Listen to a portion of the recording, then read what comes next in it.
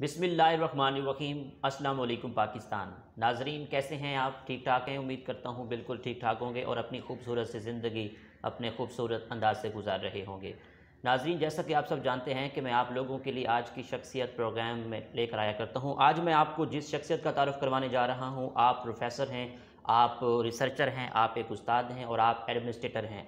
Professor doctor मुकर्रम अकबर साहब हमारे साथ मौजूद हैं, chairman department of political science, Bahauddin Zakariya university Multan.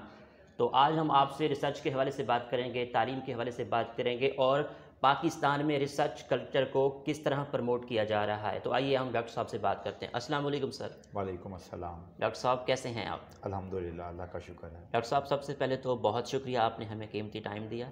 आपका बहुत शुक्रिया कि आपने इतनी अहम मौजू पर बात करने के लिए मुझे इनवाइट किया। डॉक्टर साहब, हम तालीम के हवाले से बात करें तो आपने अपनी इब्तदाई तालीम कहाँ से हासिल की और आपका तालीमी सफ़र कैसे रहा? बिल्कुल जी, मैंने अपनी इब्तदाई तालीम मुख्तलिफ़ स्कूल से हासिल की। वालिद साहब की पोस्टिंग के सिलसिले में हम मुख्तलिफ़ शहर में रहे, कभी फैसलाबाद, कभी रिहाड़ी, कभी लिया। तो जो मेरी एफएससी है वो मुल्तान पब्लिक स्कूल से है। फ़र्स्ट ईयर मैंने की थी जो गवर्नमेंट कॉलेज फैसलाबाद है, उस वक्त उसको गवर्नमेंट कॉलेज धोबी घाट कहा जाता था, अब आजकल वहाँ पर गवर्नमेंट कॉलेज यूनिवर्सिटी है। फिर जहाँ से मैंने बीए किया वो उस वक्त गवर्नमेंट कॉलेज था जो आज एमर्सन यूनिवर्सिटी है। मास्टर्स मैंने किया बहाउद्दीन यूनिवर्सिटी से इंटरनेशनल रिलेशन में, और अल्हम्दुलिल्लाह मैंने पहली पोजीशन थी, मैं गोल्ड मेडलिस्ट था। उसके बाद मैंने पीएचडी की है ग्लासगो से, स्कॉटलैंड, यूनाइटेड किंगडम से। अच्छा सर, आपका पीएचडी का थीसिस किस हवाले से था? मेरी पीएचडी का जो टॉपिक था वो था Pakistan at cross road, war against terrorism and international law. Basically ये एक मेजर अगर इसको देखा जाए तो पॉलिटिकल साइंस और इंटरनेशनल पॉलिटिक्स के अमलगमेशन है, जो दो अहम सब डिसिप्लिन है इस फील्ड के, इंटरनेशनल लॉ और स्ट्रेटजिक स्टडीज़, इन दोनों से डील करता है कि वार अगेंस्ट टेररिज्म के किस तरह स्ट्रेटजिक स्टडीज़ में किस तरह स्ट्रेटजी के हवाले से डिसीजन लिए जाते हैं, और उसके लॉ के आस्पेक्ट, पर्टिकुलरली इंटरनेशनल लॉ के आस्पेक्ट को डिस्कस किया गया है मेरे थीसिस में। ठीक सर, आपके कितना रिसर्च आर्टिकल और कितना किताबें पब्लिश हो चुकी हैं? अल्हम्दुलिल्लाह मेरे तकरीबन कोई 35 के करीब रिसर्च आर्टिकल्स नेशनल और इंटरनेशनल लेवल पर पब्लिकेशन हो चुकी हैं, और 4 बुक्स हैं जो मैंने एडिटेड बुक्स में चैप्टर लिखे हैं, जिनमें से 2 बुक्स जो हैं वो इंटरनेशनल, जो यूनाइटेड किंगडम के मशहूर व मारूफ पब्लिशर हैं पालग्रेव मैकमिलन और रुटलेज, उन्होंने छापी हैं। आप कितना नेशनल और इंटरनेशनल कॉन्फ्रेंस में शिरकत कर चुके हैं? मैं तकरीबन अल्हम्दुलिल्लाह 20 से ज़्यादा कॉन्फ्रेंसेस में शिरकत कर चुका हूँ जो नेशनल और इंटरनेशनल लेवल पे थी, और मैंने तकरीबन कोई 6-7 से ज़्यादा ममालिक हैं जहाँ का सफ़र किया है अपने मकाला जात पढ़ने के लिए। अच्छा सर, आपने फ़ॉरेन कंट्रीज़ का विज़िट किया, तालीम भी वहाँ से हासिल की, तो आपने उनके कल्चर को और पाकिस्तान के कल्चर को कैसा देखा? अब बड़ा अहम सवाल आपने किया है, बड़ा अहम मौजू है ये बड़ा अनफॉर्चुनेट है कि हमारे यहाँ जो एजुकेशन है वो बिल्कुल लीस्ट प्रायोरिटी है, जबकि जो डेवलप कंट्रीज़ हैं, क्योंकि ज़ाहिर है मैंने ज़्यादातर डेवलप कंट्रीज़ का सफ़र किया, डेवलप कंट्री से पीएचडी की, वहाँ पर एक टोटली डिफरेंट कल्चर है। ठीक कि मैं बहैसियत स्टूडेंट वहाँ पर था मौजूद और पीएचडी कर रहा था, तो जो फैसिलिटीज़ मुझे वहाँ पर हासिल थी वो यहाँ पर मैंने देखा है कि जो आपके फैकल्टी मेंबर्स हैं, पीएचडी स्टूडेंट्स तो दरकिनार, जो पीएचडी फैकल्टी मेंबर्स हैं या जो रेगुलर फैकल्टी मेंबर्स हैं उनको भी हासिल नहीं है, और उसमें कई चीज़ों का मैं जो है वो अदा कर सकता हूँ। इन्वायरमेंट है वो एकेडमिक इन्वायरमेंट वो नहीं है, आपके पास रिसर्च जर्नल की जो एक्सेस है यहाँ पर वो नहीं है, बुक्स की अवेलेबिलिटी यहाँ पर इस तरह नहीं है, रिसोर्सेज इस तरह नहीं है, वर्किंग इन्वायरमेंट इस तरह नहीं है, इंटरनेशनल कॉन्फ्रेंसेस के लिए जो वहाँ पर आपको ट्रैवलिंग अलाउंस दिया जाता है वो इस तरह यहाँ पर नहीं दिया जाता। तो वहाँ पर प्रायोरिटी दी जाती है हायर एजुकेशन को, और यही वजह है कि उन ममालिक में जो तरक्की है उसमें अगर देखा जाए तो उसमें मोर दैन 75% जो रोल है वो वहाँ की इनोवेशंस का है, और वो इनोवेशंस कहाँ से आई? वो इनोवेशन रिसर्च कल्चर से आई। ठीक। आप हम देखते हैं कि अमेरिका जैसा मुल्क अगर आज आलमी ताकत है तो उसमें सबसे अहम चीज़ जो उसको कंट्रीब्यूट करती है वो उसकी इनोवेशन है। ठीक। और अगर इंटरेस्टिंगली आप ये देखें कि आपको नज़र आएगा कि वहाँ पर जो लोग इनोवेशन में शामिल रहे वो अमेरिकन नहीं थे, वो डिफरेंट कंट्रीज से आए थे। अमेरिका ने सिर्फ उनको जो है हायर किया, अमेरिका ने उनको अच्छे इंसेंटिव दिए और लोग वहाँ पर गए और उन्होंने इनोवेशन के ज़रिए आज अमेरिका को इस मुकाम पर पहुँचाया। तो हमारे यहाँ इन तमाम चीज़ों का जो मैंने जिक्र किया फुकदान है। अच्छा सर, आपने टीचिंग प्रोफेशन को कब ज्वाइन किया और कहाँ कहाँ आपने खिदमत अंजाम दी? जी, मैंने टीचिंग प्रोफेशन को ज्वाइन किया। पहले तो मैं प्राइवेट कॉलेज में पढ़ाता रहा। उसके बाद मैंने जो पब्लिक सेक्टर की तरफ आया तो यूनिवर्सिटी ऑफ बलूचिस्तान में 2002 में डिपार्टमेंट ऑफ इंटरनेशनल रिलेशन से मैंने अपनी सर्विस का गवर्नमेंट जॉब का आगाज़ किया। उसके बाद मेरी अपॉइंटमेंट जो है वो कराकोरम इंटरनेशनल गिलगित में हुई इंटरनेशनल रिलेशन डिपार्टमेंट में, और फिर 2004 में मैंने बहाउद्दीन ज़िक्रिया यूनिवर्सिटी को ज्वाइन किया एज ए लेक्चर, और फिर PhD करने चला गया और मुख्तलिफ जो है वो अपनी पोजीशंस की तरक्की लेता हुआ अल्हम्दुलिल्लाह अल्लाह के फजल करम से अब मैं वहाँ पर बतौर प्रोफेसर खिदमत सर अंजाम दे रहा हूँ। और आप पॉलिटिकल साइंस डिपार्टमेंट के चेयरमैन भी हैं? अल्हम्दुलिल्लाह जी, मैं चेयरमैन। अच्छा सर, आपके डिपार्टमेंट में कितना फैकल्टी मेंबर हैं और वहाँ PhD हैं या MPhil हैं? हमारे पास अल्हम्दुलिल्लाह इस टाइम 8 फैकल्टी मेंबर्स हैं, जिनमें से 5 अल्हम्दुलिल्लाह जो हैं वो PhD हैं और 2 इनरोल्ड हैं, उनकी PhD अनकरीब हो जाएगी, तीसरे भी अनकरीब इनरोल हो जाएंगे, और बाकी हमारी ज़्यादातर विजिटिंग फैकल्टी भी है। आपकी आइडियल पर्सनैलिटी कौन है? आइडियल पर्सनैलिटी अगर बहैसियत हम मुस्लिम देखें तो मैं तो वाज़े तौर पर जो है हज़ूर अकरम सल्लल्लाहु अलैहि वसल्लम को समझता हूँ कि आइडियल पर्सनैलिटी हैं, क्योंकि उनकी अगर हम ज़ात को देखें, ख़ास तौर पे अगर मैं एक उस्ताद बहैसियत उस्ताद देखूँ तो जो मौल्लिम का काम हज़रत मोहम्मद सल्लल्लाहु अलैहि वसल्लम ने सरअंजाम दिया वो कोई नहीं। और अगर हम दुनियावी तौर पर देखें तो कायद-ए-आज़म मोहम्मद अली जिन्नाह को मैं समझता हूँ कि वो मेरी आइडियल पर्सनैलिटी हैं, कि उन्होंने दिन रात मेहनत करके अल्लाह के फजल करम से हमारे लिए एक आज़ाद मुमलिकत का क़याम जो है वो मार्ज़ वजूद में लेकर आए, और उन्होंने उसके लिए अपनी जान की, अपनी ज़िंदगी की, अपनी सेहत की परवाह नहीं की।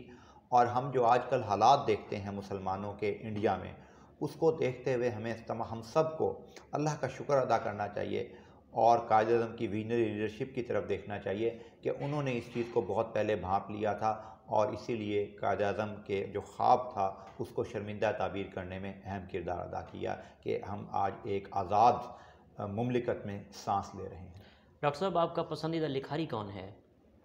लिखारी डेफिनेटली अगर देखा जाए इंटरनेशनल पॉलिटिक्स के हवाले से, चूँकि ज़्यादातर हम उसी के तालिबे इल्म हैं वही पढ़ते हैं, तो वो मैं समझता हूँ कि अज़र हाज़िर में जो नोम चॉम्स्की है वो मैं समझता हूँ ग्लोबल पॉलिटिक्स के हवाले से बड़े वाज़े तौर पर अपनी आरा रखते हैं, और जो एक डोमिनेंट थाट्स हैं, जो एक ग्लोबल डोमिनेंस है अमेरिका की, उसको क्रिटिसाइज़ भी करते हैं अपनी राइटिंग में, और बड़ा ओपनली जो है वो मैं ये समझता हूँ कि वो एक पिक्चर प्रेजेंट करते हैं वर्ल्ड पॉलिटिक्स की, जिसके ज़रिए एक तालिबे इल्म की हैसियत से मैं समझता हूँ कि हमें जो इस टाइम आलमी मंजरनामा है उसको समझने में बहुत ज़्यादा मदद मिल सकती है। अच्छा सर, आप पॉलिटिकल साइंस के चेयरमैन भी हैं, डिपार्टमेंट हेड भी हैं, तो CSS के इम्तिहान की तैयारी किस तरह करनी चाहिए जो लोग CSP ऑफिसर बनना चाहते हैं? आपका क्या पॉइंट ऑफ व्यू है? ये आपने बड़ा अहम और बड़ा अच्छा सवाल किया है इस हवाले से कि ये फिर अगेन बड़ा अनफॉर्चुनेट है कि हमारे यहाँ जो पास होने वाले स्टूडेंट्स की रेशो है वो बहुत कम है परसेंटेज। ज़्यादातर जितनी सीट्स होती हैं उतने स्टूडेंट्स बाद औक़ात पास ही नहीं होते भी हैं तो बड़ी कम टफ कंपटीशन रह जाता है। मैं ये समझता हूँ कि इसमें 3 चीज़ें बड़ी अहम ज़रूरी हैं। सबसे पहला तो जी hard work, there is no substitute of hard work, कि आप मेहनत करें।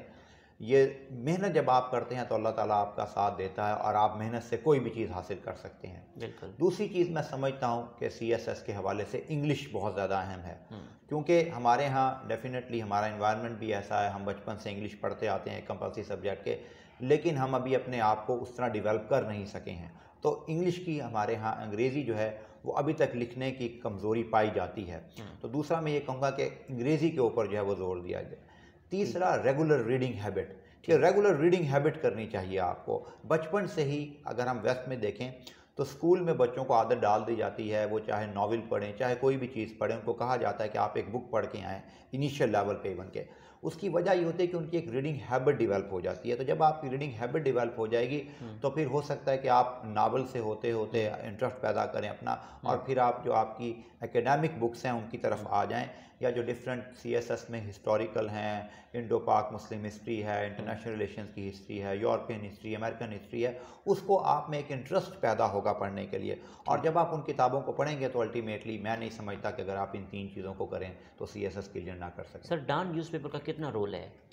डॉन न्यूज़पेपर बड़ा अच्छा है। ख़ास तौर पे 2 चीज़ें मैं कहना चाहता हूँ। जी। एक डेफिनेटली वही जो मैंने बात की रीडिंग स्किल, कि आपकी रीडिंग स्किल को बढ़ाता है। दूसरा आपको वो ये बताता है कि जो आपका डिफरेंट वर्सटाइलिटी है लिखने वालों के लिखारियों की, क्योंकि जो लेटेस्ट इश्यूज़ होते हैं, जब हम सीएसएस की बात करें ख़ास तौर पे, तो उसमें पाकिस्तान अफेयर्स हो, इंटरनेशनल रिलेशंस हो या करंट अफेयर हो, ये 3 बड़े मेजर पोर्शन हैं। और ये तीनों मेजर पोर्शन आपके कॉन्टेम्प्रेरी अफेयर्स से डील करते हैं। और जो लिखारी हैं जो उसमें कंट्रीब्यूट करते हैं, वो काफ़ी रिसर्च के बाद, काफ़ी मेहनत के बाद उसमें लिखते हैं। प्रोफेसर्स यूनिवर्सिटी के जो हाजिर सर्विस हैं या रिटायर हैं वो उसमें लिखते हैं। तो ये समझता हूँ मैं कि वो काफ़ी हद तक जो है वो रोल प्ले कर सकता है, लेकिन कम्प्लीटली उस पर रिलाई करना जो है वो भी मुमकिन नहीं है। वो हेल्प आउट, आप कह लें कैटलिस्ट का काम कर सकता है। ठीक। सर, पाकिस्तान का बाशऊर शहरी सियासी निज़ाम में किस तरह अपना किरदार अदा कर सकता है? ये भी एक बड़ा चुभता हुआ सा सवाल मैं कहूँगा, क्योंकि पिछले 74 सालों से जब से पाकिस्तान आज़ाद हुआ है, हम इस कश्मकश में रहे कि एक जमहूरी दौर है, कभी डिक्टेटरशिप है, फिर एक पार्शियल डेमोक्रेसी है, फिर कंट्रोल डेमोक्रेसी है। देखिए, जमहूरियत बड़ा खूबसूरत निज़ाम हुकूमत है, लेकिन उसमें सबसे अहम, हम ये बाद में मैं समझता हूँ बहैसियत एक तालिब इल्म सियासियात के, कि ये बहुत बाद की बात आती है कि हम ब्यूरोक्रेसी को, इस्टेब्लिशमेंट को, पॉलिटिशियंस को ब्लेम करें। सबसे पहले ज़िम्मेदारी जो है वो बाशऊर शहरी के, जो आपने बात की, वो हमारे ऊपर आती है ज़िम्मेदारी, कि हमें एक बाशऊर शहरी के तौर पर चीज़ों को एनालाइज करना चाहिए। हमें ये देखना चाहिए कि कौन सी पॉलिटिकल पार्टी में डेमोक्रेसी है, कौन सी पॉलिटिकल पार्टी सही मानों में लोगों को रिप्रेजेंट करती है, कौन सी पॉलिटिकल पार्टी में ग्रॉस रूट लेवल से लेकर अपर लेवल तक, हर हायरार्की तक लोग मौजूद हैं जो लोगों की बातों को सुनते हैं। क्योंकि डेमोक्रेसी का मतलब ये है कि लोगों की राय को अहमियत दी जाए, लोगों के मसाइल को उजागर किया जाए। लेकिन ये बड़ा अनफॉर्चुनेट है, हमारी बदकिस्मती है कि हमारी यहाँ आवाम इन चीज़ों पर तवज्जो देती ही नहीं है। हमारे यहाँ आवाम एक सतही सी सोच रखकर और लोगों को वोट देती है। कभी एक तरफ अमेरिका में ये कहा जाता है कि बीवी बदलना आसान है, लेकिन पॉलिटिकल पार्टी को बदलना बहुत मुश्किल है। वो आपसे 100 इख्तलाफात करते हों इंडिविजुअल से, लेकिन उनकी पॉलिटिकल पार्टी की जो लाइंस हैं उनसे वो इख्तलाफात नहीं करते। क्यों? क्योंकि वो रियल डेमोक्रेटिक सेंस में लोगों की आरा को अहमियत देते हैं और लोगों के मसाइल जो होते हैं रियल, उनको एड्रेस करने की कोशिश करते हैं। ठीक। डॉक्टर साहब, हायर एजुकेशन को किस तरह की पॉलिसियाँ लानी चाहिए जिससे पाकिस्तान में निज़ाम तालीम में बेहतरी लाई जा सके? एज एक्सपर्ट्स क्या कहेंगे आप? बिल्कुल आपने सही कहा। जिस तरह मैंने पहले इब्तदा में अपने कहा था कि हायर एजुकेशन बड़ा अहम लाजमी जुज़ है किसी मुल्क की तरक्की का। अगेन ये बड़ा अनफॉर्चुनेट है कि हम जो पॉलिसियाँ बनाते हैं वो बड़ी शॉर्ट टर्म होती हैं। हमारे यहाँ जो भी हायर एजुकेशन में या जो भी हमारे यहाँ पॉलिसी मेकिंग में आते हैं वो बड़ा शॉर्ट साइटेड, मैंने देखा अनफॉर्चुनेटली, निगाह रखते हैं कि 2 साल, 3 साल, 4 साल, 5 साल उनका जो टेन्योर है उस दौरान वो क्या कर सकते हैं। वो ये नहीं देखते कि कोई ऐसी पॉलिसी बनाई जाए जिसका लॉन्ग लास्टिंग इम्पैक्ट हो। और फिर होता यही है कि वो 2 साल के बाद, 3 साल, 4 साल, जो भी उनकी मुद्दत है, वो जब उसके बाद जाते हैं तो वो पॉलिसी अपना असर ख़त्म कर देती है और नया आने वाला उस पॉलिसी को बिल्कुल टॉप से टर्वी चेंज कर कर एक नई पॉलिसी सामने ले आता है। और यही 70 साल के जो तजर्बात हैं जो तालीम के साथ किए जा रहे हैं, वो हम उसका नतीजा देख रहे हैं कि अनफॉर्चुनेट है कि पाकिस्तान की कोई भी यूनिवर्सिटी माँ सिवाय चंद एक के कोई भी काबिल ज़िक्र नहीं है और टॉप 300-400 में वर्ल्ड में अपना नाम नहीं बना सकी है। तमाम वसाइल होने के बावजूद भी, बेशक वो कम हैं, लेकिन कम्पीट किया जा सकता है। अच्छा सर, कॉन्फ्रेंस का तलबात को और स्टेट को क्या फ़ायदा होता है? देखिए, कॉन्फ्रेंस बड़ा अहम लाजमी जुज़्व है। जिस तरह मैंने भी बताया कि जब मैं PhD कर रहा था तो उस दौरान मैंने कई कॉन्फ्रेंस अटेंड की। इसका मकसद ये होता है कि एकेडेमिया असल में जो है वो फील रखता है, वो रियल प्रॉब्लम्स को आइडेंटिफाई कर सकता है और फिर उसका सही सोल्यूशन दे सकता है, क्योंकि उसका कोई पर्सनल वेस्टेड इंटरेस्ट नहीं है। सियासतदान का या डिक्टेटर का पर्सनल वेस्टेड इंटरेस्ट होता है हर पॉलिसी के पीछे।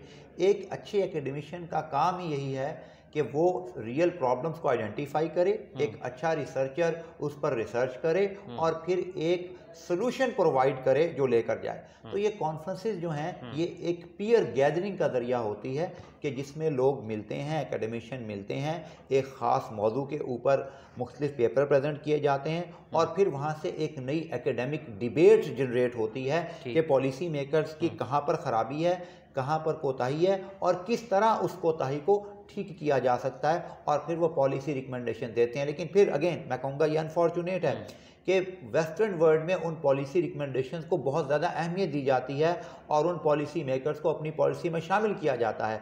पाकिस्तान जैसे थर्ड वर्ल्ड कंट्रीज़ में वो सिर्फ कॉन्फ्रेंस के हद तक महदूद रहते हैं। अगर कोई पॉलिसी पेपर भेजे भी जाएँ तो उनको ख़ास अहमियत नहीं दी जाती। ठीक। अच्छा सर, एक अच्छे उस्ताद और ट्रेनर में, एडमिनिस्ट्रेटर में क्या खूबियाँ होनी चाहिए? देखिए, सबसे पहले तो मैं ये समझता हूँ कि अच्छा उस्ताद को रोल मॉडल होना चाहिए। रोल मॉडल से मुराद ये है कि उस्ताद जो है वो एक पैगम्बरी पेशा है।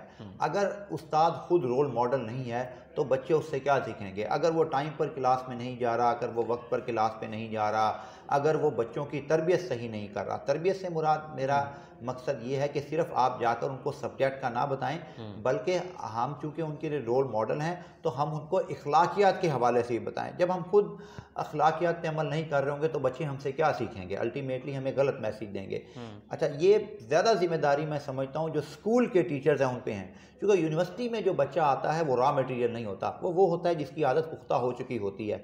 स्कूल के उस्ताद की बहुत ज़्यादा जिम्मेदारी, और यही वजह है कि आप देखें वेस्टर्न स्टेट्स में जो स्कूल के उस्ताद हैं उन पर बड़ी तवज्जो दी जाती है कि उन्होंने एक किरदार साजी करनी है बच्चे की। लेकिन किसी हद तक जब वो यूनिवर्सिटी में आता है उसको चलें, अगर वो पुख्ता जहन हो भी गया तो उसको किसी न किसी तरह थोड़ा सा मोल्ड किया जा सकता है। जहाँ तक एडमिनिस्ट्रेटर की बात है, एडमिनिस्ट्रेशन में आपको कैरेट एंड स्टिक की पॉलिसी अपनानी पड़ती है। आपको कहीं पर जो है वो इंसेंटिव भी देने होते हैं अपने कुलीग्स को, अपने सबऑर्डिनेट को। आपको एक ऐसा कंड्यूसिव इन्वायरमेंट भी पैदा करना पड़ता है। लेकिन ये फिर अगेन अनफॉर्चुनेट है कि हमारे यहाँ लोग उस कंड्यूसिव इन्वायरमेंट या उन इंसेंटिव को टेकन फॉर ग्रांटेड लेते हैं और अपनी जिम्मेदारियों उस तरह अदा नहीं कर सकते। लेकिन वहाँ पर ज़रूरत होती है फिर कि कुछ सख्ती भी की जाए और एडमिनिस्ट्रेटर कुछ मामलात में सख्त हो और उन मामलात में बिल्कुल भी नरमी का मुजाहरा ना करे, ताकि डिसिप्लिन कायम हो। क्योंकि डिसिप्लिन के लिए सिर्फ नरमी भी नहीं चलती और डिसिप्लिन के लिए सिर्फ सख्ती भी नहीं चलती। ये दोनों का कम्बिनेशन से आप एक अच्छा जो है वो डिसिप्लिन डिपार्टमेंट हो, यूनिवर्सिटी हो या स्टेट हो तो चलाना ज़रूरी होता है। ठीक। सर, गुड गवर्नेंस लाने के लिए पाकिस्तान में क्या इक़दाम करने चाहिए?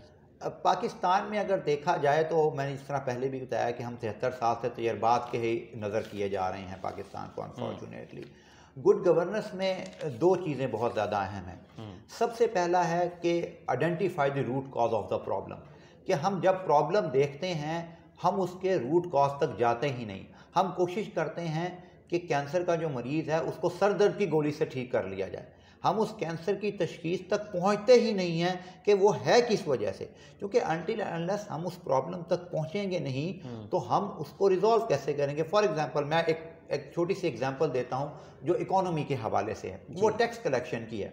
कि हमने कई हुकूमतें आई, उन्होंने अपने अपने तजर्बात किए, लेकिन हम इन तमाम तजर्बात के बावजूद टैक्स कलेक्शन में बहुत पीछे हैं। हमारे यहाँ टैक्स इन्वेजन हो रही है, हमारे यहाँ नहीं हो रही, और उसमें सिर्फ छोटा बड़ा नहीं हर तबका जो है वो टैक्स इवेजन कर रहा है। सिर्फ एक तनख्वाहदार तबका ऐसा है कि चूँकि उसकी सैलरी से आउटसोर्स डिडक्शन हो जाती है, इसलिए आउटसोर्स डिडक्शन की वजह से उसकी तो कटती है तनख्वाह में से टैक्स, बाकी नहीं देते। हम कोई ऐसा मरबूत निज़ाम नहीं ला सके, और इसके लिए मैं नहीं समझता कि हमें कोई बहुत ज़्यादा साइंस की ज़रूरत है। इसके लिए एक ही चीज़ चाहिए, वो हमारी इंटेंशन है, और वो इंटेंशन हमारी होनी चाहिए विदाउट बायसनेस। अगर मैं ये कहूँगा कि ए, बी और सी तीनों पर टैक्स जो है वो बराबर लगता है और तीनों से बराबर लेना चाहिए, लेकिन सी या मेरी पॉलिटिकल पार्टी को स्पॉन्सर कर रहा है या मेरी पॉलिटिकल पार्टी का अहम बंदा है, इसको मैं वेव ऑफ करना चाहता हूं और ए और बी से लेना चाहता हूं, यहां पर फिर प्रॉब्लम क्रिएट हो जाता है। जब आप सी को एग्जाम्प्ट करेंगे तो हो सकता है फिर बी दूसरी पॉलिटिकल पार्टी को स्पॉन्सर करता हो, वो वहां पर उसको एग्जाम्प्ट करने की कोशिश करेगा। और ये मैं समझता हूं कि अनफॉर्चुनेट है कि पिछले 70 सालों में जो एक मखसूस तबका है, आप देख लें कोई भी गवर्नमेंट हो, वो तबका रूल कर रहा है। वो चाहे एक पॉलिटिकल पार्टी है, चाहे बी पॉलिटिकल पार्टी है, चाहे सी पॉलिटिकल पार्टी है। यहाँ नाम लेना मैं मुनासिब नहीं समझता हूँ, जाहिर हम सारे शोरमद अवाम है। आप देखें कि वो पावर कॉरिडोर में वो लोग मौजूद हैं और फिर वो कहते हैं जी पिछलों का किया धरा है। पिछलों में भी जब देखेंगे आप पीछे हिस्ट्री में जाकर तो आपको नजर आएंगे कि पिछलों में तो वो डिसीजन मेकिंग में शामिल थे।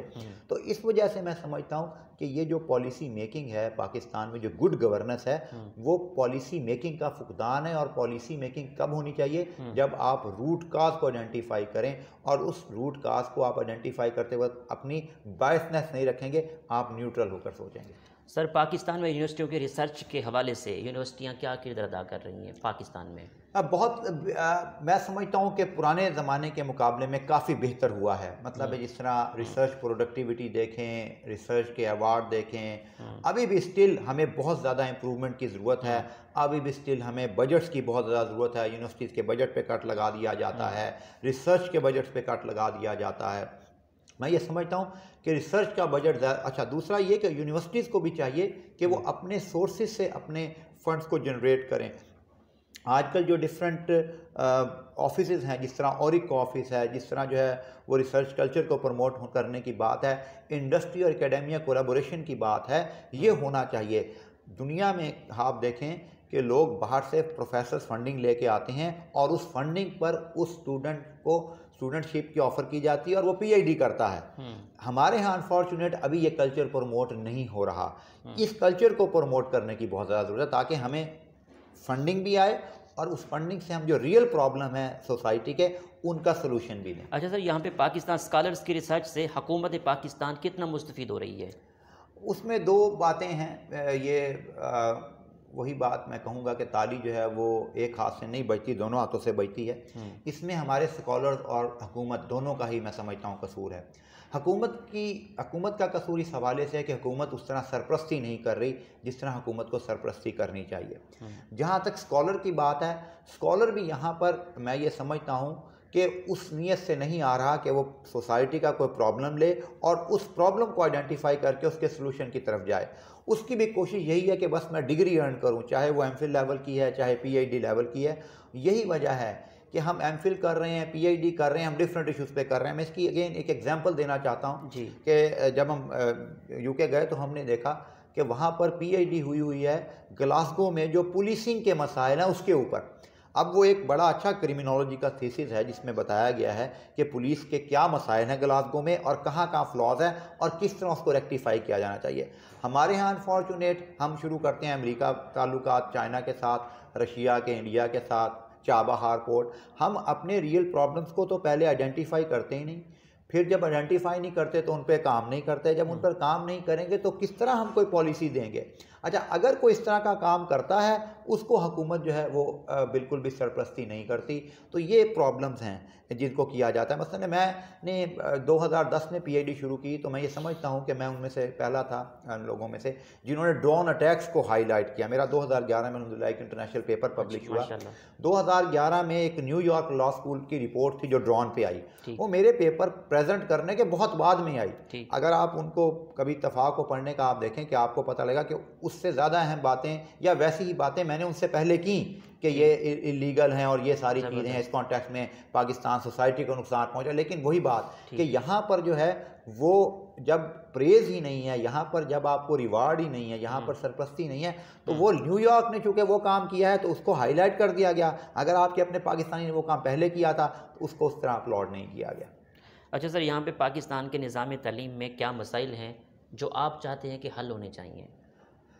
चार बातें मैं करना चाहूँगा। वैसे तो बहुत सारी चीज़ें हैं, मसाइलों का एक अंबार है, लेकिन मैं समझता हूँ कि अगर इन चार चीज़ों को एड्रेस किया जाए, सबसे पहला तो जो है वो आपके एक एजुकेशन सिस्टम तमाम के लिए एक होना चाहिए, एक एजुकेशन सिस्टम। हमारे यहाँ जो डिस्पैरिटी है वो बहुत ज़्यादा है। स्कूल हैं, फिर प्राइवेट स्कूल हैं, फिर एक एलिट क्लास प्राइवेट स्कूल है। यूनिवर्सिटीज़ में चले जाएं, प्राइवेट यूनिवर्सिटी हैं, पब्लिक सेक्टर यूनिवर्सिटी हैं, और एक फिर एलिट क्लास की यूनिवर्सिटीज़ हैं।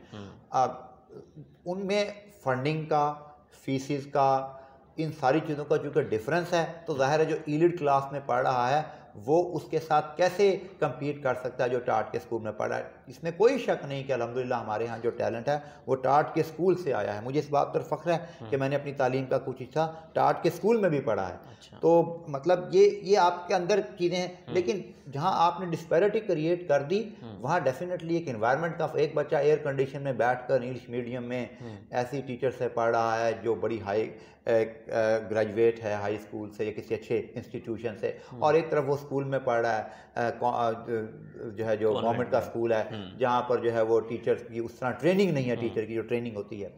ये पहली बात। दूसरी बात जो है वो हायर एजुकेशन के हवाले से कहूँगा, फंडिंग के हवाले से, कि हायर एजुकेशन में फंडिंग का फुकदान है। हायर एजुकेशन को फंडिंग देनी चाहिए गवर्नमेंट को। डेफिनेटली गवर्नमेंट को, यूनिवर्सिटीज़ को ये कहना चाहिए कि हम मैचिंग ग्रांट देंगे, कि कुछ जनरेट आप करें, क्योंकि हम सोली डिपेंड नहीं कर सकते, और ना हमें करना चाहिए कि हम जो हैं, फिर हमारी यूनिवर्सिटी का क्या फ़ायदा। यूनिवर्सिटी, मैं ये नहीं समझता हूँ कि यूनिवर्सिटी का मकसद एक BS लेवल के बच्चे को A for Apple B for bat पढ़ाना है। यूनिवर्सिटीज़ का मकसद रिसर्च प्रमोट करना है। ये एक रिसर्च ऑर्गेनाइजेशन है, रिसर्च मकसद होता है किसी भी यूनिवर्सिटी का। आप देख लें, हार्वर्ड का नाम, कैम्ब्रिज का नाम, ऑक्सफोर्ड का नाम क्यों है? कोविड आया, इन तीनों यूनिवर्सिटीज़ ने कोशिश की, ऑक्सफोर्ड ने वैक्सीन बनाई, काम। हमें ये काम यूनिवर्सिटी के अंदर यहाँ भी करने चाहिए। उसके लिए डेफिनेटली हमें एकेडेमिया को इंडस्ट्री से लिंकेज करना चाहिए। यहाँ पर मौजूदा मुल्क की सूरत हाल के मुताबिक स्कॉलर्स को किस तरह की रिसर्च करनी चाहिए? स्कॉलर्स को मैं ये समझता हूँ कि जो हमारे डोमेस्टिक इश्यूज़ हैं, अगर वो सियासियात के हैं तो उनको सियासियात के मौजू, central province relationship, 18th amendment, democracy, dictatorship, control democracy, जमहूरियत, लोकल गवर्नमेंट सिस्टम या ग्रॉस रूट, इस किस्म के इश्यूज़ के ऊपर जो है वो रिसर्च करनी चाहिए, ताकि वो एक अच्छी आउटपुट दे सकें, अच्छी इनपुट दे सकें कि कहाँ पर हमारा प्रॉब्लम है, उसको किस तरह रिजॉल्व किया जा सकता है। इसी तरह बैनुल-अक़वामी ताल्लुकात में अगर जाएँ तो हमें ये देखना चाहिए कि हमारे कौन से फ्लॉज हैं कि जहाँ पर हम इंटरनेशनल लेवल पर फार बिहाइंड जो हैं वो हैं। हमारे नेबरिंग में इंडिया है, उसकी सक्सेसफुल फॉरेन पॉलिसी है, अगर पाकिस्तान की नहीं है तो पाकिस्तान की किस तरह सक्सेसफुल बनाती है। सिमिलरली अगर हम एग्रीकल्चर में, आप देखें हम एक एग्रीकल्चर कंट्री थे, हमारे यहाँ अनफॉर्चुनेटली वो वक्त आ गया कि हमारी एग्रीकल्चर प्रोडक्ट्स हमारी नीड के मुताबिक भी नहीं रही। बजाय इसके कि हम एग्रीकल्चर प्रोडक्ट्स को एक्सपोर्ट कर रहे थे या एक्सपोर्ट फ्यूचर में करते, हम अब मुझे पिछले दिनों पता लगा कि अब तो हमें जो बीज है वो भी बाहर से इंपोर्ट करना पड़ता है यील्ड बढ़ाने के लिए। कि हम एग्रीकल्चर प्रोडक्ट्स होने के बावजूद, एग्रीकल्चर लैंड होने के बावजूद, हमारे पास इतनी लैंड है कि हम साउथ, अगर एक अंदाजे के मुताबिक हमारी जो एग्रीकल्चर लैंड है अगर हम उसको सही यूटिलाइज़ करें तो साउथ एशिया की जो फूड की रिक्वायरमेंट है वो सिर्फ पाकिस्तान की एग्रीकल्चर लैंड से पूरी की जा सकती है। लेकिन हमने अनफॉर्चुनेटली आम अगर लगाए हुए हैं जो हम एक्सपोर्ट करते थे, हमने वो काट कर जो है वो कॉलोनियाँ बनानी शुरू कर दी हैं। हमने एक तरफ कहा है जी दरख्त लगाएं, लेकिन दूसरी तरफ हम दरख्त काट रहे हैं। हम इन्वायरमेंट को चेंज करना चाह रहे हैं, लेकिन दूसरी तरफ हम उस तरह पॉलिसी को सस्टेनेबल डेवलपमेंट की तरफ नहीं लेके जा रहे। तो ये सारे वो फ्लॉज हैं कि जो सारे वो प्रॉब्लम हैं जिन पे मैं समझता हूँ कि रिसर्चर को रिसर्च करनी चाहिए। अगर एग्रीकल्चर, लेकिन एग्रीकल्चर में पता लगता है जी एग्रीकल्चर में 100 इम्पैक्ट फैक्टर हो गया। मैं ये समझता हूँ वो इम्पैक्ट फैक्टर या वो इम्पैक्ट जब देखना, एक हमारे यहाँ ये भी ये दौड़ जो है ना इम्पैक्ट फैक्टर की, रिसर्च पेपर की जो हम पर इम्पोज कर दी गई है, वो भी गलत है। कि हम आप देखें वेस्ट में प्रोफेसर्स बन जाते हैं, उनके शायद 5 आर्टिकल होते हैं, लेकिन वो 4-5 अच्छी किताबें लिखते हैं, और वो हमारे यहाँ ये कहते नहीं 15 लिखें 20 लिखें, वो फिर हम जो है वो पब्लिश और पैरिश के चक्कर में पड़े हुए हैं कि या पब्लिश करें या पैरिश हो जाएं। फिर पब्लिकेशन में हमारी वो क्वालिटी का मियार नहीं रहा, क्योंकि हमें एक दौड़ में लगा दिया गया है। क्वालिटी जब होगी तो क्वांटिटी आपको थोड़ी सी कम करनी पड़ेगी। अगर आप क्वांटिटी बढ़ाने की तरफ जाएंगे तो डेफिनेटली आपको क्वालिटी पे कंप्रोमाइज़ करना पड़ेगा।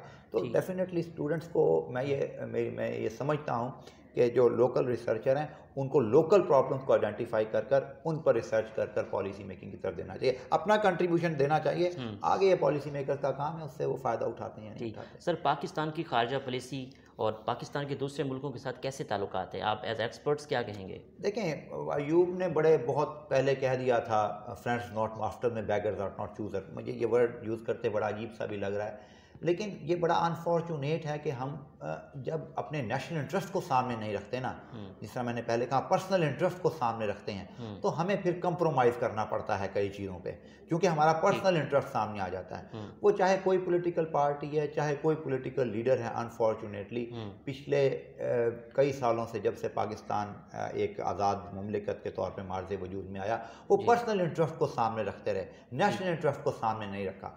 और फिर उन बड़ी ताकतों ने उससे नतीजा ये अखज़ किया कि आप पर्सनल इंसेंटिव्स इनको दें और नेशनल इंसेंटिव्स के ऊपर ये बात नहीं करेंगे। आप जब पर्सनल इंटरेस्ट नहीं होगा, जब आप नेशनल इंटरेस्ट की बात करेंगे, तो फिर जो आपके मुकाबले में है, चाहे वो कितनी ही बड़ी ताकत क्यों है, उसको फिर आपके साथ आकर नेशनल इंटरेस्ट पर बात करनी पड़ेगी। लेकिन जब आप ये कहेंगे कि मुझे नेशनल इंटरेस्ट को सेक्रीफाइस करना पड़ता है, तो मैं करूँ अपना पर्सनल इंटरेस्ट सिक्योर करूँ। ये अनफॉर्चुनेट है कि किसी भी मुल्क की खारजा पॉलिसी में जो सबसे बड़ी बैकबोन होती है, वो उसके ऑब्जेक्टिव्स ऑफ फॉरेन पॉलिसी होते हैं, वो उसके मकासद होते हैं, गोल होते हैं जो उसने अचीव करने होते हैं। हम आज तक उन अपने ऑब्जेक्टिव्स को डिफ़ाइन ही नहीं कर सके। हम कभी कहते हैं कि अफ़गानिस्तान में जो है वो हमने एक मखसूस ग्रुप है, वहाँ पर उसको परवान चढ़ाना है और हमने वहाँ पर अपने दोस्त को बनाना है।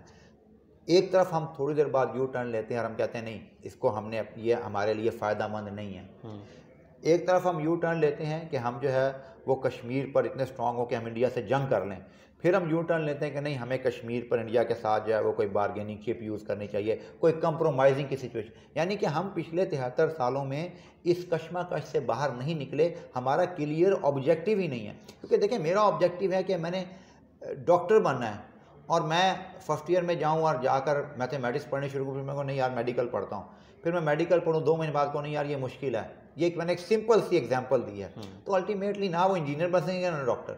सिमिलर हमारे साथ यही हो रहा है 73 सालों में कि हम एक पॉलिसी अडॉप्ट करते हैं फॉर द टाइम बिंग, दूसरा रूलर आता है 2 साल के बाद, वो कहता नहीं यार ये पॉलिसी ठीक नहीं है, ये पॉलिसी है। आप देखें, आपको जब आप दुनिया के बड़े बड़े जो मुबाहिसे हैं इलेक्शन के, उनको आप सुने, वो अपनी बात करते हैं, कभी किसी दूसरे पर तनकीद नहीं करते। लोगों को पता है ये एक जमहूरियत पसंद जो माशरा है, उसमें लोगों को पता है कि किसने क्या किया, आपको अपना डिलीवर करना है। लेकिन हमारे यहाँ अनफॉर्चुनेट है कि हम जब बात करते हैं तो हम बात दूसरे की तरफ से शुरू करते हैं कि उसने ये कर दिया, उसने ये कर दिया। मैं ये समझता हूँ हमें ये बताना चाहिए कि मैंने ये कर दिया। अगर आप समझते हैं कि ये ठीक है तो मैं आपके सामने हूँ, अगर आप नहीं समझो तो मेरी अकाउंटेबिलिटी करें। लेकिन हम कहते हैं जी फ़लाँ ने ये किया, फ़लाँ ने ये किया, फ़लाँ ने ये किया, अपनी बात करते नहीं और बात वहाँ पे ख़त्म हो जाती है। तो ये मैं समझता हूँ कि हमारी खारजा पॉलिसी में भी एक बहुत बड़ा फ्लॉ है। और अगर हम अपने ऑब्जेक्टिव्स को आज सही तरह डिफ़ाइन कर लें, अपने 50 साल को आगे देखते हुए, कौमों की ज़िंदगी में 50 साल 100 साल की कोई अहमियत नहीं होती, कौमें हज़ारों साल जिया करती हैं। तो हम आज डिफ़ाइन कर लें कि कश्मीर पर हमने क्या करना है और यही करना है, ताकि हम फिर उसको बार बार चेंज ना करें। हम आज डिसाइड कर लें कि अफ़गानिस्तान के साथ हमने कैसे ताल्लुकात रखने हैं। ईरान हमारा, देखें, we can not change our neighbours. हम अपने नेबर्स को चेंज नहीं कर सकते। हमारे नेबर्स जो हैं वो वही रहेंगे। अब जो नेबर्स वही रहेंगे तो अल्टीमेटली हम कैसे कह सकते हैं कि हम जो है वो कभी ताल्लुकात की से कैसे रखने, कैसे हमें अपने नेबर्स को सामने रखते अपनी फॉरेन पॉलिसी, खारजा पॉलिसी बनानी चाहिए। सर, अगर ट्रैवल के हवाले से बात करें तो ट्रैवल करना कितना पसंद है आपको? मुझे ट्रैवल करना बहुत पसंद है। I love travelling. मैं बहुत ट्रैवल करता हूँ नॉर्दर्न एरियाज़ में, और ख़ास तौर पे जब मैं बाहर रहा तो मैंने बताया मैं मुस्लिम ममालिक में जाता रहा कॉन्फ्रेंस के हवाले से, फिर मैं वहाँ ट्रैवलिंग भी करता था। और ये जो नेचर है ये इंसान को बड़ा कुछ सबक भी देती है और अट्रैक्ट भी करती है। ट्रैवलिंग से क्या चीज़, क्या आइडियाज़ अखज़ करते हैं? देखिए, जो एक अच्छा रिसर्चर है उसमें सबसे अहम चीज़ जो होनी चाहिए उसकी ऑब्जर्वेशन होनी चाहिए। जब आप ट्रैवल करते हैं तो आप चीज़ों को ऑब्जर्व करते हैं। उन ऑब्जर्व में डेफिनेटली आपको डिफरेंट कल्चर्स नज़र आते हैं कि स्कॉटलैंड में कैसा कल्चर है, वियना में कैसा कल्चर है, तुर्की में कैसा कल्चर है, लोग कैसे बिहेव करते हैं। अगर वहाँ पर सफाई है तो उसके पीछे रीज़न क्या है। अगर वहाँ पर लोग कानून को फॉलो कर रहे हैं, वहाँ कौन सी रीज़न है जो लोग कानून को फॉलो कर रहे हैं। वो ट्रैवल का मकसद मैं ये समझता हूँ ऑब्जर्वेशन होनी चाहिए। अगर आप अच्छे ऑब्जर्वर नहीं हैं तो फिर उस ट्रैवल का कोई फ़ायदा नहीं। मैं समझता हूँ वो ट्रैवल आपकी ज़िंदगी में हुआ या ना हुआ बराबर ही है। वो ट्रैवल का फ़ायदा तब है जब आप चीज़ों को ऑब्ज़र्व करें, मुशाहिदा करें और फिर उनको कंपेयर करें आपस में, मुख्तलिफ ममालिक के हवाले से, मुख्तलिफ कल्चर के हवाले से, मुख्तलिफ लोगों के हवाले से, कि इसमें से कौन सी चीज़ बेहतर है और कौन सी चीज़ बेहतर नहीं है और उसको कैसे बेहतर बनाया जा सकता है। सर सारा दिन आप काम करते हैं, सारा दिन का जायज़ा लेते हैं और दिन की मसरूफ़ियत क्या रह जाती है आपकी? बस दिन में चूँकि हम एकेडमिक एक्टिविटीज़ भी होती हैं, लेकिन एडमिनिस्ट्रेटिव एक्टिविटीज़ भी बहुत ज़्यादा हेक्टिक होती हैं। अल्हम्दुलिल्लाह हमारे डिपार्टमेंट में 1000 के करीब स्टूडेंट्स हैं। स्टूडेंट्स के डिफरेंट मसाइल होते हैं, ज़ाहिर है उनसे नबर्द आज़मा होना, उनको सॉल्व करने की कोशिश करना। इसी तरह फिर क्लासेस हैं, ख़ास तौर पे कोविड में ये ऑनलाइन क्लासेस और ये तमाम स्टूडेंट्स के पास हमारे यहाँ वसाइल नहीं है, किसी के पास नेट का प्रॉब्लम है, किसी के पास फाइनेंशियल इशू हैं, तो इन चीज़ों से ज़्यादा जो है वो रहता है काम। फिर जब थोड़ा सा जो है वो फारिग वक्त मिलता है तो फिर अपने रिसर्च की तरफ जो है वो थोड़ी सी तवज्जो देते हैं कि डिफरेंट आर्टिकल्स लिख लिए पब्लिशिंग के लिए, डिफरेंट जो हमारे पीआईडी के या एमफिल के मेरे स्टूडेंट्स हैं सुपरवाइज जिनको मैं कर रहा हूँ उनकी रिसर्च पर काम कर लिया, या जो डिफरेंट क्या कह लें आप कोई कॉन्फ्रेंस है उसके लिए पेपर लिख लिया, कहीं पे प्रेजेंटेशन दे दी। और जब थोड़ा सा फुर्सत मिलती है तो फैमिली के साथ टाइम गुजारते हैं, या मैं कोशिश करता हूँ कि वीकेंड जो है वो फैमिली के साथ गुजारा जाए, क्योंकि ये भी एक बड़ा अहम है हिस्सा जो मैंने देखा है कि अंग्रेज़ के कल्चर में कि वो वीकेंड को समझते हैं वीकेंड, वो अपने मोबाइल ऑफ करते हैं और उनके यहाँ जुमे को 5 बजे से और मंडे की सुबह 8 बजे तक का मतलब है कम्प्लीटली ऑफ। और ये वो कम्प्लीटली ऑफ है जो उनको पूरे हफ्ते के लिए तैयार करता है। हमारे यहाँ ये नहीं है, हम वीकेंड पे ज़्यादा काम करते हैं और अल्टीमेटली जब वर्किंग डेज होते हैं तो थके हुए होते हैं। तो ये मैं समझता हूँ कि हमें वो वीकेंड की तरह गुजारने चाहिए, इंजॉय करना चाहिए, और कभी कभार जो है वो क्रिकेट खेल लेते हैं। ठीक, इन फ्यूचर आपके क्या प्लान्स हैं?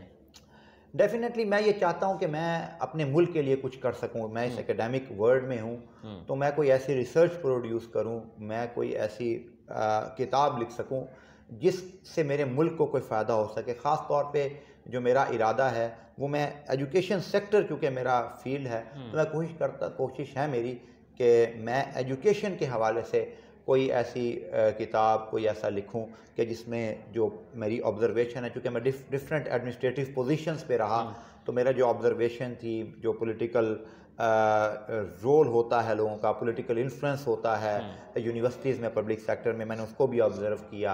मैंने एक्सटर्नल प्रेशर को भी देखा, स्टूडेंट पॉलिटिक्स को भी देखा, मुख्तलिफ उसके अंदर होते हुए, एडमिनिस्ट्रेटिव पोजीशन में होते हुए।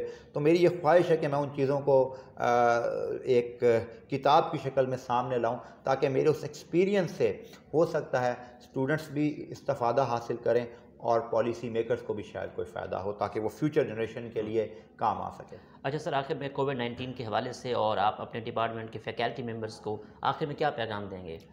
देखिए, कोविड-19 एक ऐसा प्रॉब्लम है जिसमें तमाम दुनिया जो है वो फेस कर रही है, लेकिन मैं ये समझता हूँ कि अच्छा इंसान या कामयाब इंसान वही है कि जो वक्त और हालात को देखकर उसके मुताबिक अपनी जो एक्टिविटी है उसको कंटिन्यू करे। तो मैं ये समझता हूँ कि इसमें घबराने की हमें ज़रूरत नहीं है, हमें नई टेक्नोलॉजी से इस्तिफ़ादा हासिल करने की ज़रूरत है। हमें एक नए अज़्म के साथ कि इस किस्म के मसाइल दुनिया में पहले भी आते रहे, अब तो हमारे पास अल्हम्दुलिल्लाह बहुत फैसिलिटीज़ हैं। अगर ये स्वाइन फ्लू या हम पुराने ज़मानों में चले जाएँ तो ऐसी ऐसी वबा आई कि जब दुनिया के पास कोई फैसिलिटी नहीं थी, अब तो बहुत फैसिलिटीज़ मौजूद हैं। तो मैं अपने तलबा को भी ये पैगाम देना चाहूँगा कि वो सही तरह जो है वो एजुकेशन की तरफ तवज्जो दें और पढ़ें, और मैं साथ साथ उनको भी ये कहना चाहूँगा कि जो असातिज़ा हैं कि वो दिल लगा कर पढ़ाएँ और अपने आप को इस तरह मोल्ड कर लें दोनों, ताकि एजुकेशन कंटिन्यू रह सके और वो आगे बढ़ें, बजाय इसके कि हम कोविड से पीछे चले जाएं। तमाम दुनिया में कोविड में ऑनलाइन एजुकेशन है, तो हम भी उस ऑनलाइन एजुकेशन में अपने आप को ढालें और आगे बढ़ें। बहुत शुक्रिया आपका, आपसे बात करके और आपसे बहुत सारी चीज़ें सीखने का मौका मिला, और आई होप कि हमारे देखने वाले, सुनने वालों को भी सीखने का बहुत कुछ मौका मिला। बहुत बहुत शुक्रिया आपका कि आपने मुझे जो है वो वक्त दिया। आपने बहुत शुक्रिया। जी, तो नाज़रीन, आपने आज की शख्सियत प्रोग्राम सुना। इसी के साथ अपने मेज़बान अहमद महमूद को इजाज़त दीजिए। अल्लाह हाफिज़, अल्लाह निगहबान, पाकिस्तान जिंदाबाद।